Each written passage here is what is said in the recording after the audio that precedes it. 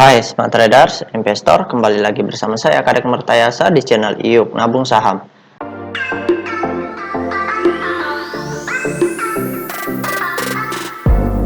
Nah, di episode kali ini kita akan membahas salah satu perusahaan yang direquest oleh Arif Muslim. Kode sahamnya TRIN, nama perusahaannya yaitu PT Perintis Trinity Property Tbk. Oke, untuk mempersingkat waktu langsung saja kita cek datanya di aplikasi iPod. Jika Anda menyukai konten-konten kami mengundang Anda untuk mengklik tombol like dan subscribe agar Anda mendapatkan video terbaru kami setiap minggunya. Nah, selanjutnya di sini kita ganti kode sahamnya TRIN. Kemudian kita enter. Nah, kalau kita lihat grafiknya, ini perusahaan pernah naik tinggi di harga 700 sampai ke 705. Setelah itu sekarang turun sampai ke harga level supportnya di harga 200-an seperti itu. Nah, mungkin ada yang nyangkut ya, mungkin retail banyak yang nyangkut di sini. Ya, mudah-mudahan saja Mas Arif ini tidak nyangkut di sini ya. Nah, sekarang kita ingin lihat apa yang dilakukan oleh investor besarnya dari tanggal 18 Oktober sampai dengan tanggal 18 November, karena tanggal hari ini itu belum data broker summary belum dibuka. Kita ingin lihat selama sebulan terakhir ini apa yang dilakukan oleh investor besarnya. Apakah mereka distribusi di sini atau justru di level support ini mereka akumulasi seperti itu. Kalau mereka akumulasi itu pertanda bagus ya. Kita berharaplah akumulasi terjadi. Oke, sekarang kita cek data broker summary-nya. Kita klik kolom Broksum. Selanjutnya di sini kita ganti kode sahamnya TRIN. Kemudian tanggalnya kita ganti dari tanggal 18 bulan 10 sampai dengan tanggal 18 bulan 11 2022. Oke, kita show. Nah, berdasarkan data transaksi atau data broker summary dari perusahaan PT Perintis Trinity Property Tbk ini, kalau kita hitung total lot yang dibeli dengan total lot yang dijual secara keseluruhan dengan menggunakan tools tambahan yaitu Detektor, maka dapat ditarik kesimpulan bahwasanya perusahaan PT Perintis Trinity Property Tbk ini selama sebulan terakhir ini investor besarnya melakukan aksi masif distribusi. Jadi dia di sini melakukan aksi masif distribusi. Jadi di periode di level support ini saja investor besarnya masih distribusi, masih menjual dalam jumlah yang besar. Nah, ini berbahaya kalau terus berlanjut distribusinya, maka level support ini akan dijebol dan akan terus turun ke bawah seperti itu. Kalau memang investor besarnya terus jualan, tapi kalau investor besarnya tidak jualan, berhenti nanti, ini kan sudah di level support nih.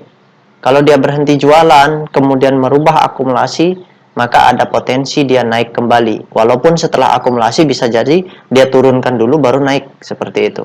Itu murni strategi investor besarnya. Tapi adanya akumulasi itu menandakan adanya kepentingan mereka. Seperti itu. Kita berharap mereka dengan mengakumulasi kembali itu tandanya mereka akan menaikkan harga dalam waktu yang singkat seperti itu. Maksudnya dalam beberapa bulan mungkin akan menaikkan harga atau setelah akumulasi langsung di markup. Bisa jadi seperti itu. Jadi murni kebebasan investor besarnya. Nah, kita juga punya kebebasan, kita mengetahui aksi mereka, sebaiknya kita mengikuti aksi mereka. Jangan melawan mereka seperti itu.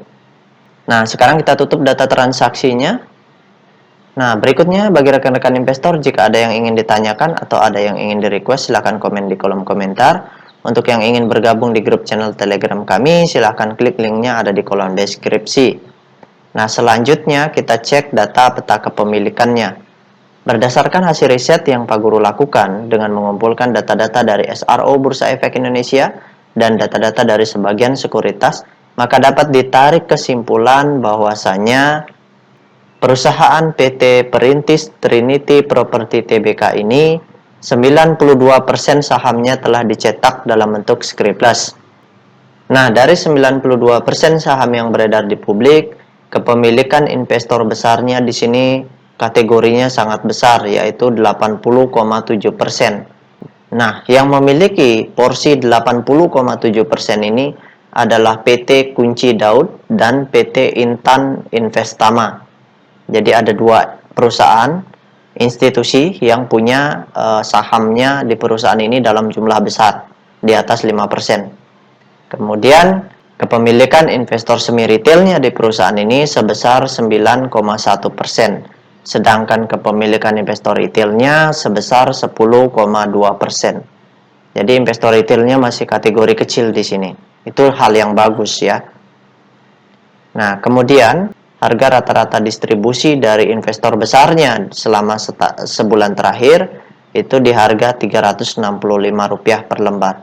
365, jadi masih agak tinggi ya. Oke, nah harga rata-rata mereka masih agak tinggi sekali ya.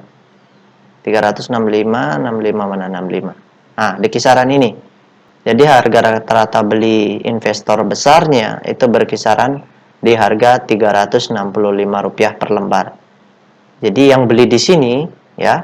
Jadi hitung-hitung mereka itu sudah nyangkut ya. Kalau mereka mau untung harus markup melebihi dari 365 supaya bisa menjual di harga atas kembali. Tapi mereka yang tahu, mereka yang punya kendali, punya barang paling banyak ya tentunya mereka tidak khawatir kalau mereka mengalami minus ya atau nyangkut seperti itu dari harga rata-rata beli mereka, karena ya mereka yang tahu, mereka yang mudah untuk memarkup. Setelah markup mereka bisa jualan, setelah jualan baru mereka tunggu lagi di bawah seperti itu. Itu strategi mereka lah. Kita sebagai retail kita hanya bisa mengikuti aksi mereka seperti itu. Dengan mengetahui data-data ini kita berharap kita bisa mengikuti aksi mereka, dan mereka dengan sabar kita bisa menunggu ketika mereka markup, barulah kita mengambil keuntungan dari aksi markup mereka seperti itu. Itulah investor retail.